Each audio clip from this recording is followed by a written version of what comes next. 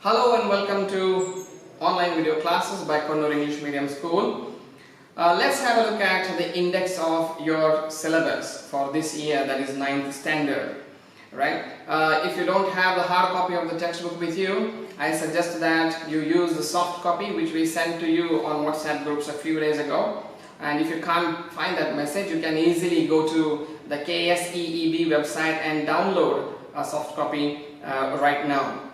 But I suggest that you keep the textbook copy with you when we discuss the lessons and poems.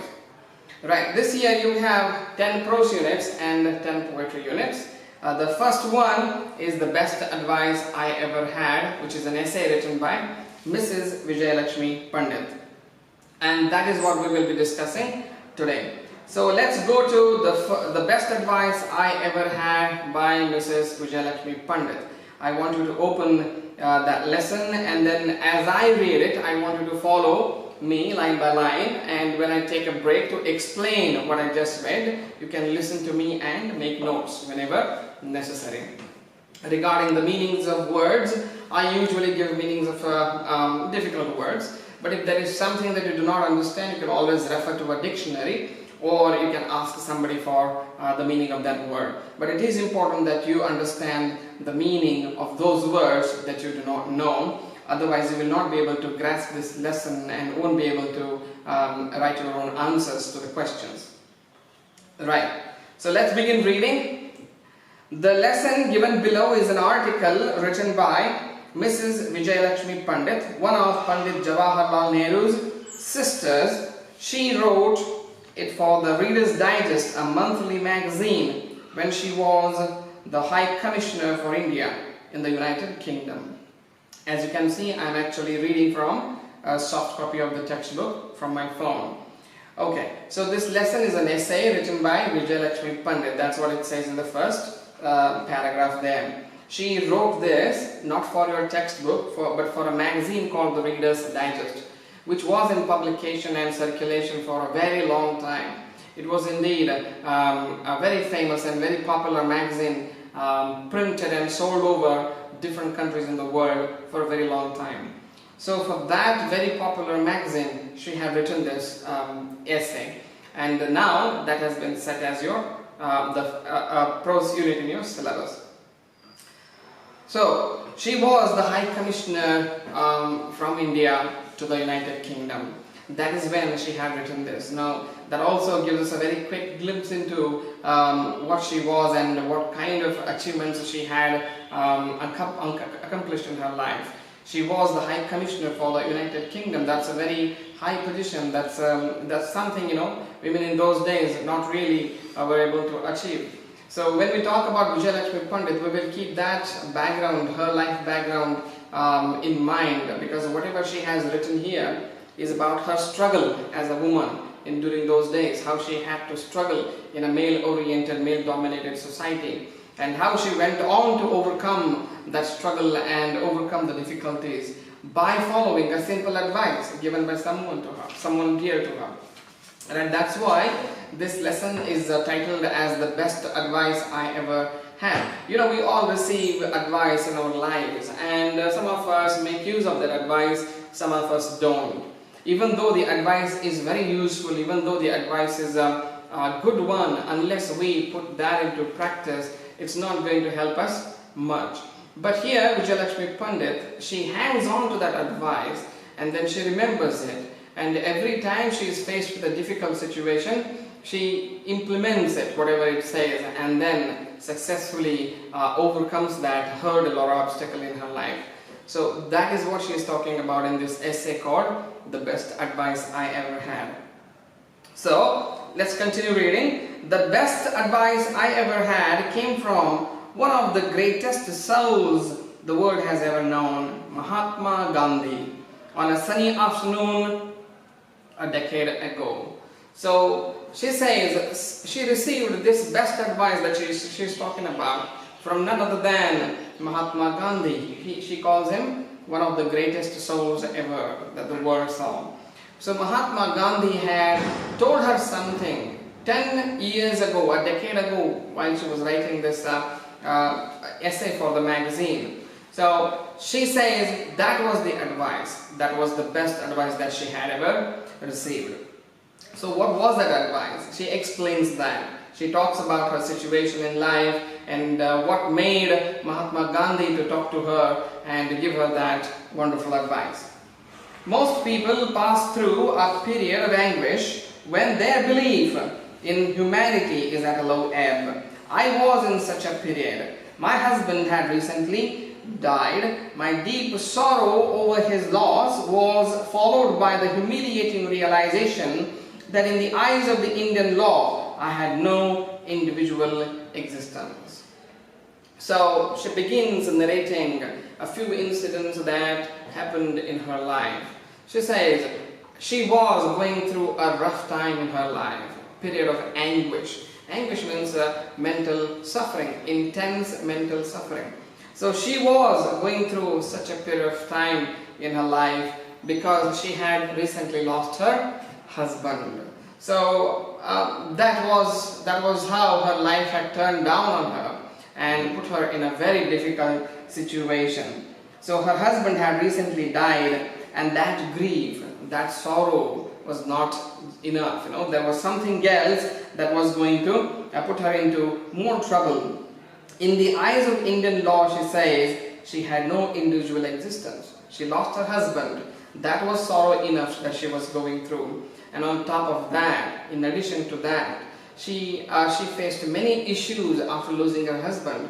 In particular, she realized that in the eyes of the Indian law, yes, in the law system, she had no more existence just because her husband had passed away. So she started feeling that her existence as a woman, as a person, was dependent upon the existence of her husband. Now that her husband had passed away, now that her husband had died, she started feeling that the law really does not recognize anything about her. We will come to know what exactly she is talking about when she says that. Along with the other Indian women, I had participated for years with men in the national struggle for freedom, working and suffering side by side with them, and it had been finally achieved. And yet in law, we women were still recognized only through the relationship with men. So she says, during those days, the national struggle for freedom had just ended, and she recalls that she was not sitting at home just cooking and doing the chores, household chores. She had come out, joined other people in the struggle for freedom against the British, as the struggle was against the British. The British were ruling us. So it was not just men who participated in that struggle, in the freedom movement. There were many women as well. And Vijayalakshmi Pandit was one such a woman. So she said, I fought for the freedom of this country along with many others. And now, after my husband has died, I feel that I have no longer existence in this country. The law doesn't recognize me. Why is she talking about the law here? What has law done to her? We will find out. Now, as a widow without a son, I was not entitled to any share of the family property, nor were my two daughters. I resented this galling position. I was bitter towards those members of my family who supported this antiquated law. That's what she is talking about when she says she has no longer existence in the eyes of the Indian law. After her husband died, her family, her in-laws family, okay, when she says her family, it's her husband's family, his brothers and his parents, they refused to give her any share in the family property. And she had two daughters. That means she had no son. And the other male that she was dependent on, her husband, he had passed away. Now that she had lost her husband and had no male offspring, had no son, she was refused any share in the family property by her in-laws. And it was not because the in-laws were uneducated or they did not understand the rights of a woman, but they refused it because that's how the law was. According to the law, they were not obliged or they were not required to share the family property with her anymore because her husband had died and she did not have a son. She did not have a male offspring to carry on the legacy. So she was in that situation. Her husband is gone. On top of that, she had to take care of her 2 daughters without any family property. So she was feeling very upset about it. She was very frustrated, and we have that word, right? Anguish, mental suffering that she was going through, because nobody was coming to her help in this particular matter. Everybody was talking about that law that said a woman would not be entitled to the family property if she has no son or if her husband has passed away. So at this time, I went to pay my respects to Gandhiji and say goodbye before leaving for America to take part in a conference. Well, she was a highly educated woman even in those days. Highly educated. She was well versed in English language. She spoke Hindi, and she had very sound knowledge about the affairs that went around in the world, the political, the economical, the social. So she was given a very important position. She had been made the commissioner or a representative of our country in another country. So she was leaving for America. So she was going to America. And anyway, she didn't want to live in this country anymore, which refused to recognize her existence. So unhappily, with a lot of bitterness in her heart, she was preparing herself to leave for America. So she was getting ready. Before she left the country, she wanted to go and meet Mahatma Gandhi, who was an elderly advisor, a fatherly figure for her. So she decides to go and meet Mahatma Gandhi and pay tributes to him, say that I'm leaving for America and I've come here to seek your blessings, that conversation she wanted to have with him. After our talk, he asked, have you made your peace with your relatives? This is what Gandhi asks her after some conversation, because Gandhi is already aware what is happening in her life. He knows that she is suffering, she is going through intense grief over her husband's death. And on top of that, she has been refused a share in the family property. He knows that. Still, he asks her this question, which she is not going to like. He says, have you made your peace with your relatives? That means, I know that with your in-laws, with your husband's family, your relationship is not good right now. But did you make an effort to make it good? Did you go and talk to them? That's what he asks. I was amazed that he would take sides against me. I have not quarreled with anyone, I replied, but I refuse to have anything to do with those who take advantage of an outworn law to create a difficult and humiliating situation for me. So she was amazed that Mahatma Gandhi, whom she respected so much, because of his wisdom, because of his sensibility and sensitivity, now he's asking her, did you go and talk to your relatives? Or are you still quarreling with him? Excuse me. So she says, I haven't fought with anyone. They are the ones who are refusing to give me a share in the family property just because I don't have a husband. So I don't want to go to somebody who wants to put me in a bad situation like this. They being my relatives. How could they do that to me? Not me. I'm not fighting with them. They are the ones who are treating me badly. So I don't want to go and talk to them. And he asks Gandhiji, why are you taking sides with them and why are you taking sides against me? It's like asking Gandhi, why are you supporting them? Why are you talking in favor of them and not me? It's them that they're doing something wrong, not me, she says. And what does Gandhi say to that? Gandhiji looked out of the window for a moment. Then he turned to me and smiled and said, you will go and say goodbye because courtesy and decency demand this. In India, we still attach importance to these things. This is what Gandhiji said. Gandhiji said, well, you need to go and talk to them. You should, because there is something called a courtesy and decency, right? Just because they are treating you badly, it doesn't mean that you will respond in the same fashion or the same way towards them. You should not do that. This is India, and India is known for its culture. And courtesy and decency in our manners, in our behavior are still important in this country. So why does it say still important? Because India had been ruled by the Westerners, the Britishers, for over 200 years. And even after their rule, such a long period of reign in India, we Indians were proud of our culture. We had retained that culture even in the rule of British. So he says courtesy and decency are still important. Our culture is still important to us. So you being a young family member, you need to go to them and you need to talk to them and you need to make peace with them. This is what he tells her. No, I declare, not even to please you will I go to those who wish to harm me. She says, no, I will not do that. If that's going to make you upset, that's fine, but I will not go to them and make peace with them just to please you. So she blatantly, openly refuses to do that. No one can, not even to please you, will I go to those who wish to harm me, she says.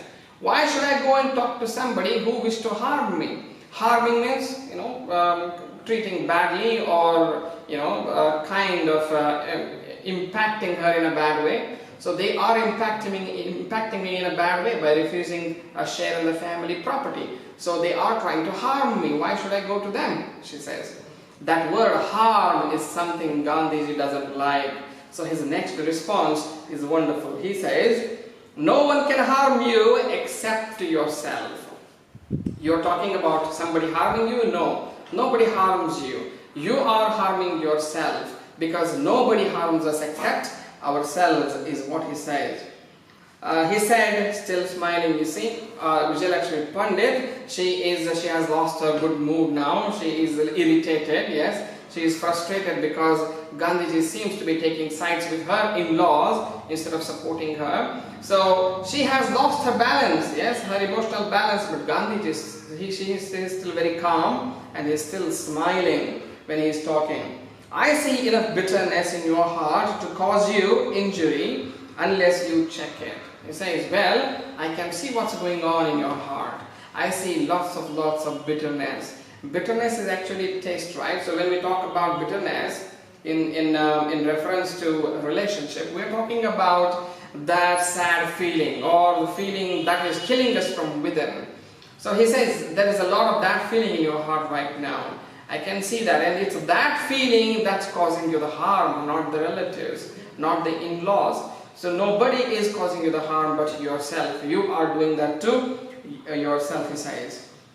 I remained silent, and he continued. You are going to a new country because you are unhappy and want to escape. Can you escape from yourself? Will you find happiness outside when there is bitterness in your heart? Think it over. Be a little humble. You have lost a loved one. That is sorrow enough. Must you inflict further injury on yourself because you lack courage to cleanse your own heart? So Vijayalakshmi Pandit was silent when he said, there is a bitterness in your heart, you are harming yourself, nobody else is doing it. She suddenly became silent because what Gandhiji said was true. She realized it and she let him continue, and continue he does, and he says, I know why you are going to America. You are just trying to escape from yourself. But you cannot escape from yourself. Wherever you go, those feelings will haunt you. Those feelings will trouble you. As long as you carry those emotions in your heart, they will follow you. And no matter which place in the world you go to, those things will keep troubling you. So you need to go to your relatives. You need to settle it once for all so that you will be free from that bitterness in your heart. So that you can gain your peace of mind back. That's what he says. So be a little humble. Yeah? Don't have that ego in you. They have done that to me. I'm not going to talk to them. They have treated me badly. I'm not going to forgive them. Forgive them, he says. Be a little humble. Shed your ego. Because see, you have already lost a loved one, which is your husband. Your husband has already died, and you're already going through a lot of grief and sorrow. Why do you want to inflict further injury upon yourselves by doing this, he says. By doing what? By not talking to her relatives and leaving for America. Okay, his words would not leave me. So those words, they got impressed in her heart very deeply. They gave me no peace. After some days of severe struggle with myself, I finally telephoned my brother-in-law. I would like to see you and the family, I said before leaving. So that was the conversation she had with Gandhiji, and then many days after that she just thought about what Gandhiji had said. It was difficult to accept what he had said easily because she was hurting within herself. She wanted not to talk to her relatives, but what he said was also true. Even though it was difficult to accept it, but it was true, what he said was true. She was carrying a lot of bitterness in her heart. So she decided to follow what Gandhiji had said. So he had asked her to be a little humble. So she got to that level of humbleness, and then she called her brother-in-law. Brother-in-law is her husband's brother. Her husband who is dead. So his brother. So she calls him. You know, that's a big step. That's a big step. She didn't have to do that. They were treating her badly. She didn't have to talk to them. But she decided to do that. She rings him up on the telephone, and he picks up the phone, and then she says, you know what, I'm leaving for America, and before I do that, I want to come and see you all, she says. So did she go there? How did the meeting go? We will see now. Yeah? I hadn't been with them 5 minutes before I sensed that my visit had brought a feeling of relief to everyone. I told them of my plans and asked for their good wishes before starting on this new stage of my life. The effect on me was miraculous. I felt as if a great burden had been lifted and I was free to be myself. So something wonderful happened, you know. They never talked about the property there in that meeting. They didn't talk about the unfairness of what they had done to her, the injustice they had done to her. They didn't talk about that. She didn't even pick up that topic of property, and neither did they refer to that. So she just went there smiling, laughing, and they all sat together and they talked. And that had a miraculous effect on her, she says. It was miraculous. The effect on me was miraculous, she says, because she felt very relieved. All that hurt she was carrying in her heart, it was gone. It vanished completely, and she felt very relieved. Yeah? She got her peace of mind back right there by talking to her in-laws. So this small gesture was the beginning of a significant change in me. So what she did there, by following Gandhi's advice, by being a little humble and going to somebody and then, you know, taking that initiative to set things right, by doing that she had discovered something wonderful. So she says this was the beginning, because all the problems in her life, she was able to gradually handle them without losing her peace of mind by simply following this advice. So she calls this, it was just the beginning. A year and a half later, I was in New York as a leader of the Indian delegation to the United Nations. Important to us was India's complaint regarding the treatment of people of Indian origin in South Africa. Harsh things were said by both sides. I resented the manner in which my opponents made personal attacks harmful to India's prestige and to mine. I struck back with the same sharp weapon. So, a year and a half has passed already, and she's in New York as a key position as India's representative there.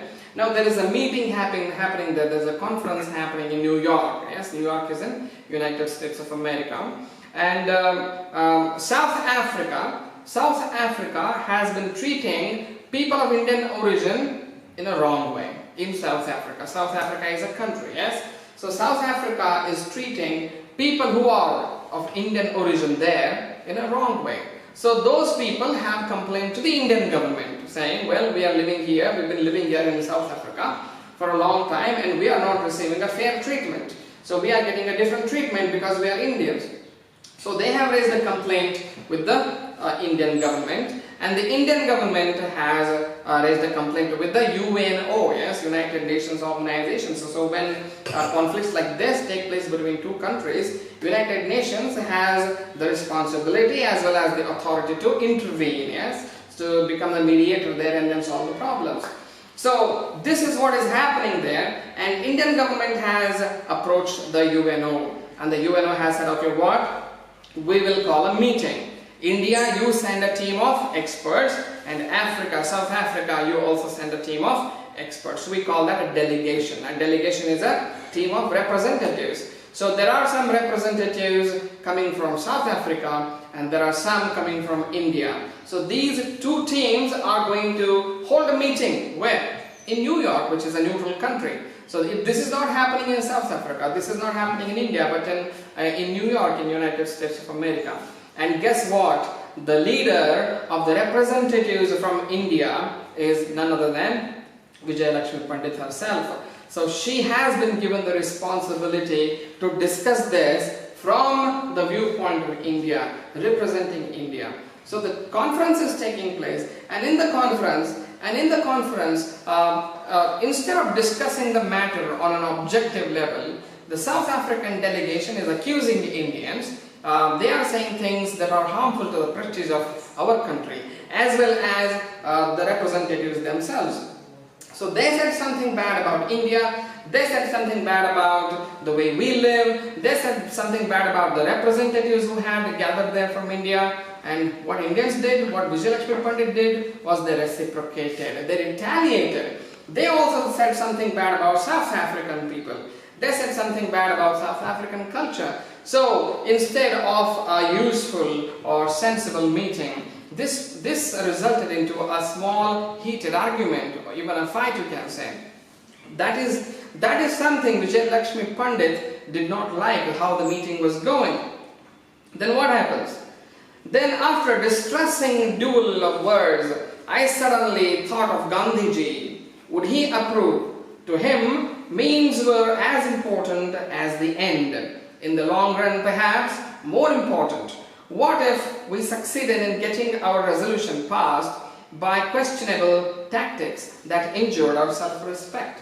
So suddenly, Vijayalakshmi Pandit, in the middle of that meeting, she remembered about Gandhiji, Mahatma Gandhiji. She asked herself, if Gandhiji was sitting here in this meeting, would he like the way the meeting was going? Would he like the way we were discussing it?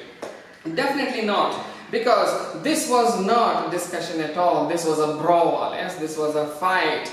So even if the Indian team won this fight, even if the Indian representatives won this fight and the resolution, the decision was made by the United Nations Organization in favor of Indians, even if we won this, still it is not acceptable to Gandhiji. He would never accept it, because the way we accomplished this was wrong. Because to Gandhiji, means are as important as the end. What does that mean? That means we should win through good ways, not bad ways. So she decided to take a different approach, stop fighting with the South African representatives, stop using harsh words. Instead, she decided to take a different approach, and we will see whether that approach becomes successful and whether the meeting it comes back to the track, or it still continues as a fight. And we will continue this lesson in the next session. Until then, please read what we finished so far, and if you have any questions, post them on WhatsApp or post them under this video on YouTube, and I will try to help you. See you next time.